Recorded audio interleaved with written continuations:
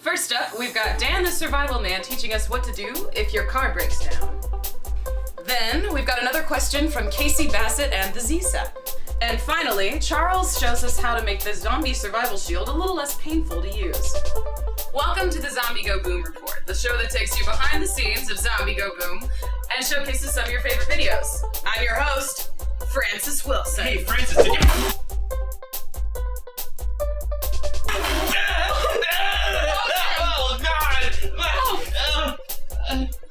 The Zombie Go Boom Report starts now. First up, we've got Dan the Survival Man showing us what to do if your car breaks down during the zombie apocalypse. What's up? I'm Dan the Survival Man. Some confuse me with Jesus, but I don't see it. So don't.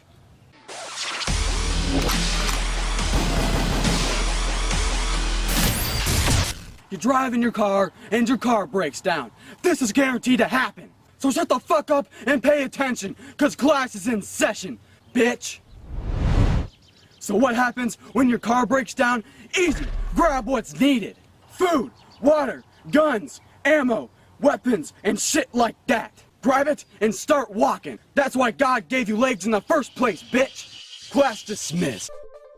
Thank you, Dan, for that insightful piece of information. Next up, we've got Casey Bassett with our ZSAT question. The next question is 247, and this is going to be a situational illustration. And we're going to put a picture up on the screen and you have to tell me what is wrong with this picture. Is it A, nothing? B, do not board up the second story windows, use those for your exit. C, you need more boards on the windows and doors. Or D, do not board up the door, it provides a fast escape in an emergency. I'll take time to pause this video if you need it to answer the question. Okay, well the answer to that question is B. Do not board up the second story windows, use this for your exit. And that makes sense because zombies can't climb and get up to the second story. It's best to just seal off everything on the first story, and in an emergency or for exiting the house, use the second story. The Zombie Survival Aptitude Test is a complete, full test, and that is exactly what you need in order to evaluate your chances of surviving a zombie outbreak. The 10 or 20 point quizzes that you take online aren't helping anybody because they give you a false sense of accomplishment which isn't going to help you in a real zombie outbreak. Now that's all the questions I have for you today with the Zombie Survival Aptitude Test. Let's go back to our team, Zombie Go Boom.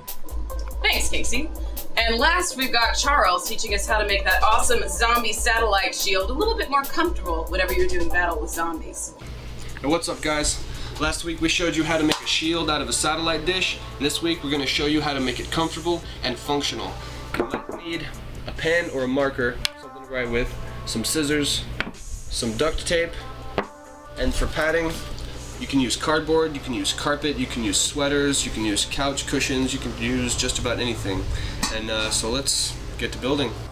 Now the first thing you're going to want to do is take some cardboard and take a shield and lay it face down onto the cardboard. Apply pressure to one side because it's rounded, and you just mark one side around the outside, apply pressure to the other side, mark around it. Now the first thing you're going to want to do is remove the shield and cut.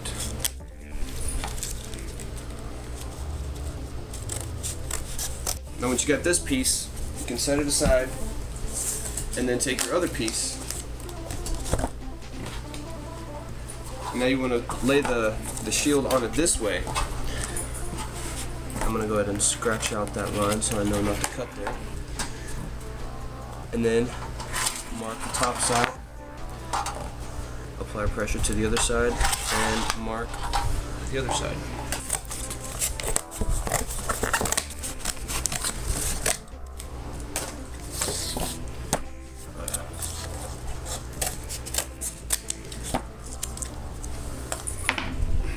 And there you have two pieces to go on the outside. Now one thing that I'm going to do, I've already bent these to kind of fit the dome shape of the shield, and now what I'm going to do for strength as far as attaching it is I'm going to cut one piece of cardboard this way and I'm going to cut the other piece this way, and I'll show you why when I'm done.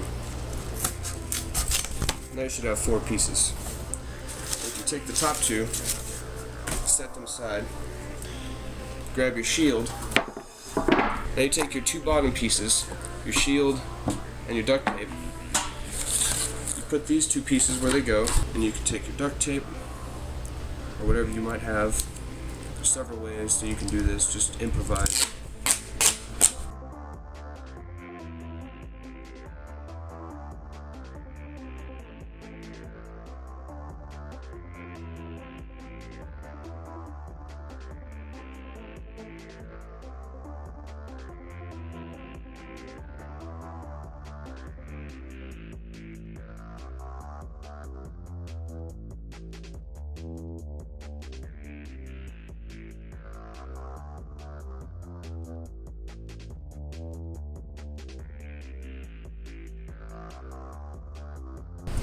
And then you do the same exact thing with the other side. Now that you put those four pieces in, it should look something like this. And I also found this extra piece that I cut already, and I'm going to put it on the outside. It doesn't look pretty, but anything to add padding helps. And now that we have the front padded up, we can go ahead and get started on the back side. Like I said in the last video, you can use any belt pretty much, so we put this in here just to show you. First, we're gonna take some cardboard and put it on the arm section on the inside to give your arm some kind of padding, so that whenever you get hit or struck or anything gets thrown into you, it'll be less hard on your bones against this metal. So the first thing I'm gonna do is take your, I guess this is the thickest piece of cardboard that I have, kind of lay it in there and mark out where these holes are, here and here, and we just kind of take that part out.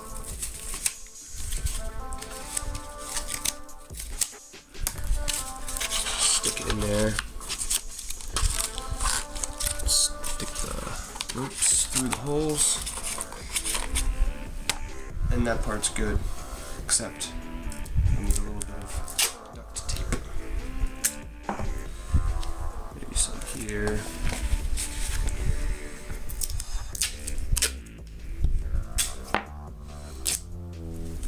Maybe some here and here.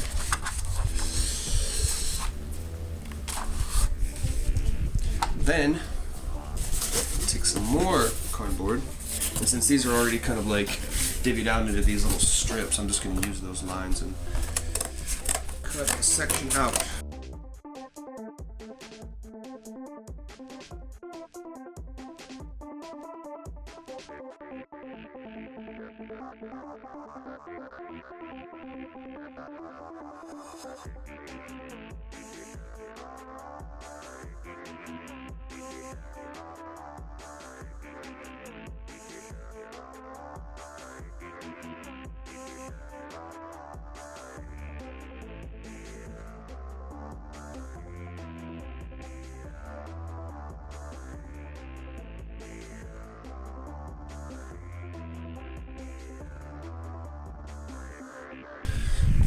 And there you go. Feels great. Now let's make it look cool. And the trick to making anything look cool is a nice coat of spray paint. So let's do it.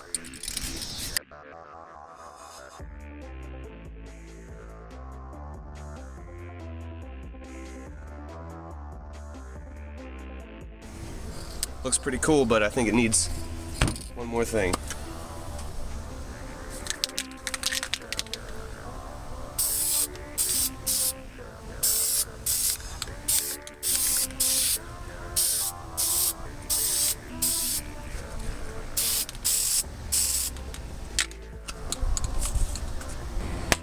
And that's how you make a shield out of a satellite dish. With Zombie Go Boom, I'm Charles Foltz. Know your plan.